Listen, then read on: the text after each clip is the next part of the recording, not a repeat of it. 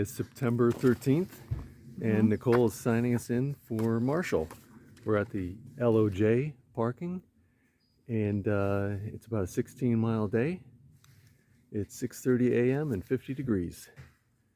So we'll update you on the trail. Okay, just underway here. You may ask why we selected 80K LOJ for today's trailhead, given that we're going to Marshall. Yes, it can be done about 2 less miles from Upper Works, but I wanted to go through Avalanche Lake. Love it there. So we're going via Avalanche Lake. Plan is to go up the Marshall Trail from the Floodlands and back down the Cold Brook Trail, and we are going to go find that airplane wreck. Okay, 2 miles in from the LOJ. It's warmed up quite a bit back at Marcy Dam. Not going to bore you with the details again. We did that on a previous vlog.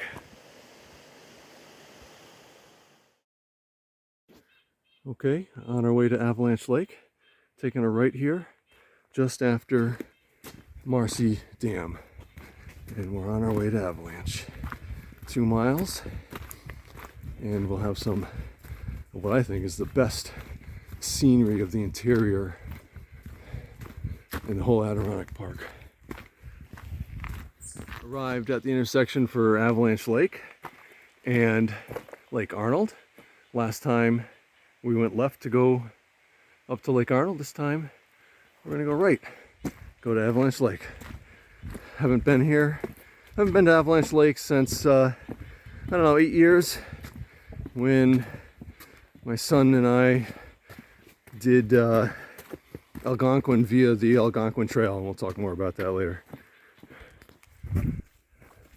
Just beginning the approach to Avalanche Lake. Beautiful country. Okay, just coming to the north end of Avalanche Lake. Just breaking out of the woods, taking this spur down to the beach, and we have arrived. Avalanche Lake. We'll be enjoying it today. Sun on the upper cliff and looking south towards Colden. I think we'll take this beautiful spot for second breakfast.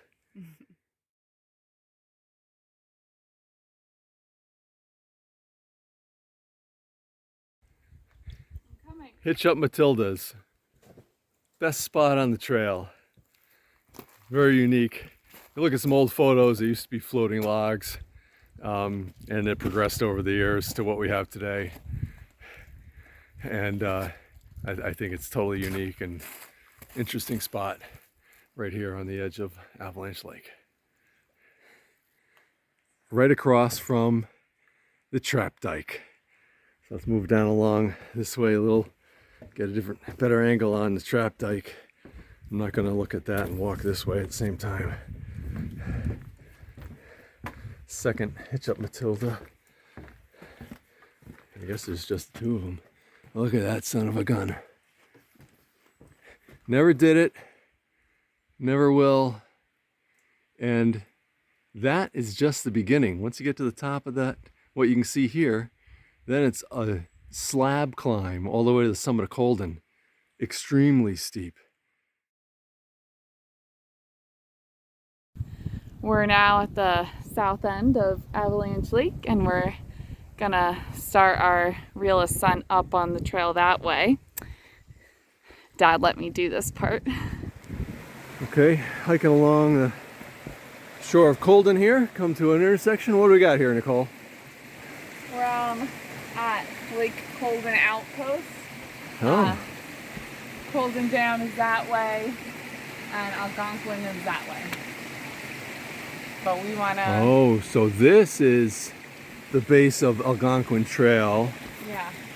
Algonquin Trail is very, very steep, comes up, a lot of ladders involved, and comes up out between in the col of Algonquin and Boundary. So that's the Algonquin Trail, top sign on the post, and we'll be going left to Colden Dam to pick up the herd path to Marshall.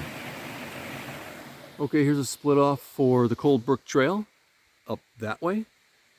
We're going to go this way to Colden Dam and the Marshall Trail and come back Cold Brook Trail.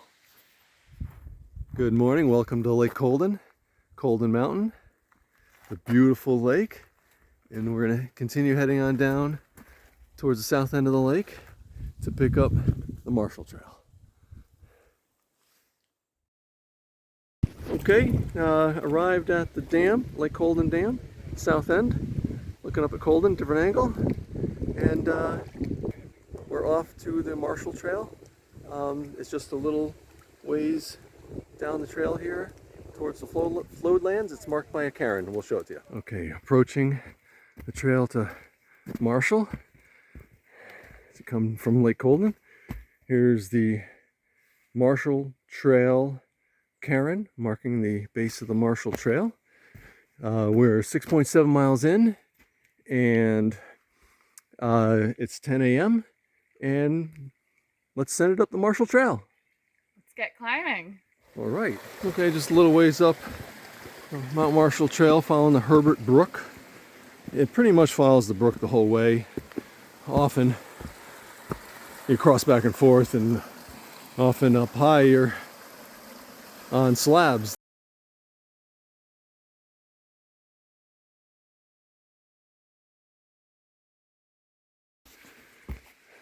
Beginning of the steeper section.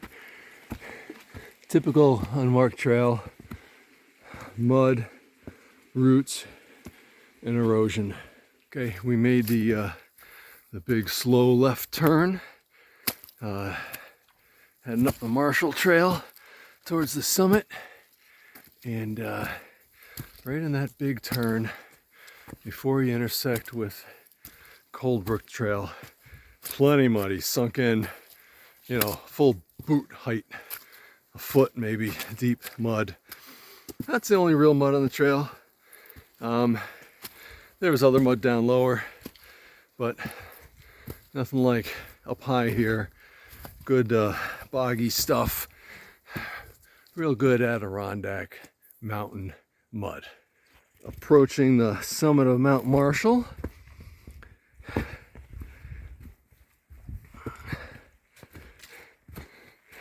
Here we are. Gotta make it up there. Let's go. Do it. One more rock.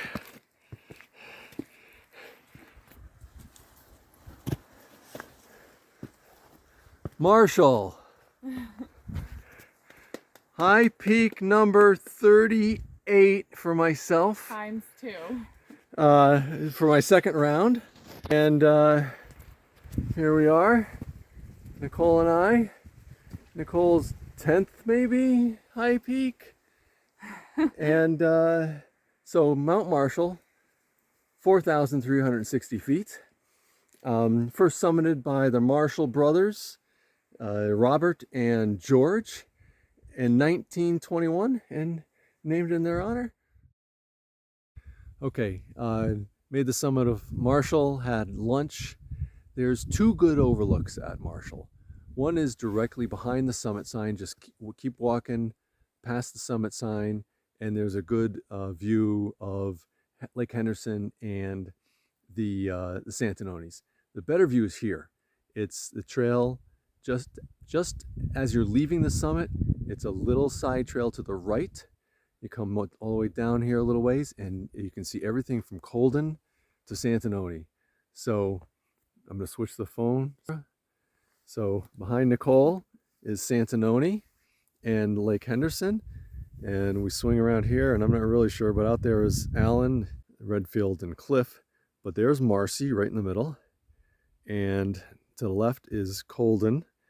And what I really like is if I don't fall off the side here, we can get a look at Iroquois, and below the summit of Iroquois, Shepherd's Tooth, and beyond Iroquois, that must be either Boundary or Algonquin. It might be Algonquin because it really looks higher than Iroquois. That's my favorite view here. Okay, we're just leaving the summit now, and we're going to descend via the Cold Brook Trail today. We'll show you the high elevation intersection right here, just where we got to this leaning old tree and a muddy spot.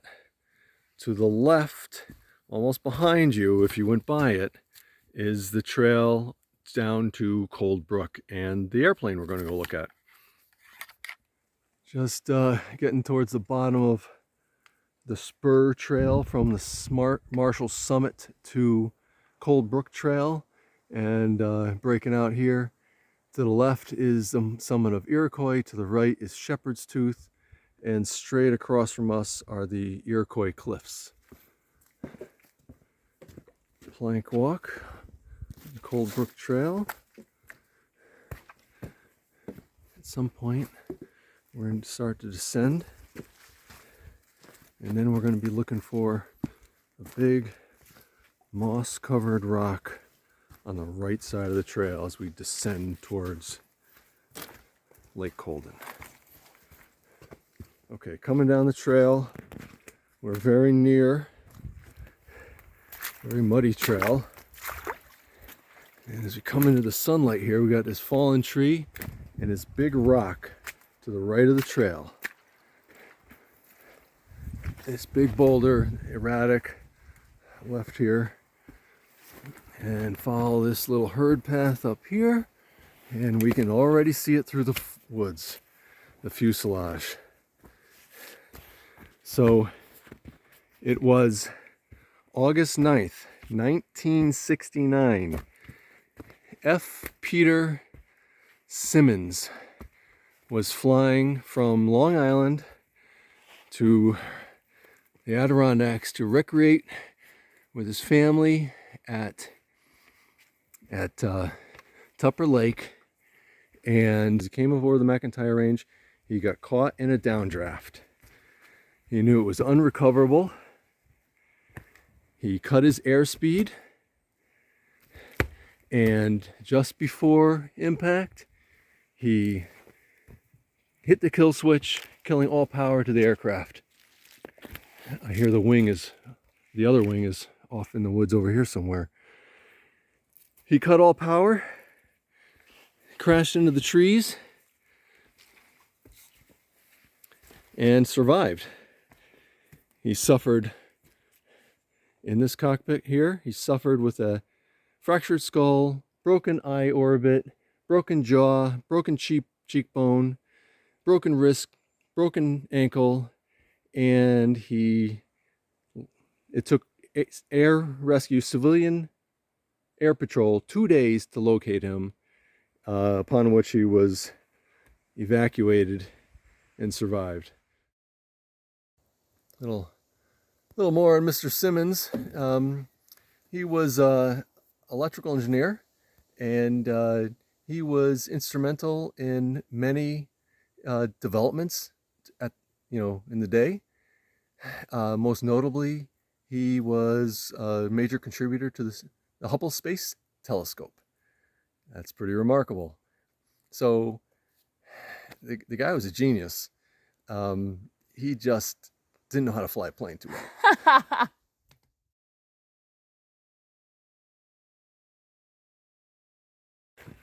Okay, back to the south end of Avalanche Lake. We'll shoot some more gorgeous video of Avalanche Lake and Colden on the way out. And we'll get to the north end down there. I think I'll have some more food. Back to the first hitch up Matilda.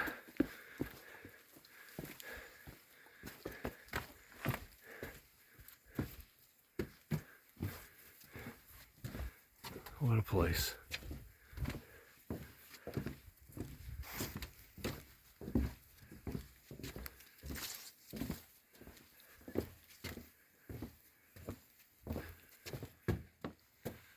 Here we are back at the north end of Avalanche Lake. We're going to send it the 4 miles back to the LOJ, and you'll be back there in a snap. Nicole is signing us out at the 80K LOJ trailhead. Mount Marshall, done. One peak today, 16.6 miles as per GPS, in 12 hours flat. All trails logged it at 16 miles, but we did some sightseeing and some looking for the trail back and forth here and there. So we logged 16.6 miles, and that's it. Another one in the books, and we'll see you next time. Welcome to the post-hike interview. I'm Norm. I'm Nicole. And we just completed Mount Marshall from the 80K Lodge. Nicole, Yeah. how'd it go out there today? So the start, it was wonderful. Wonderful views, very, very fun. It was like a jungle gym. Summit was good. Enjoyed that. Yeah.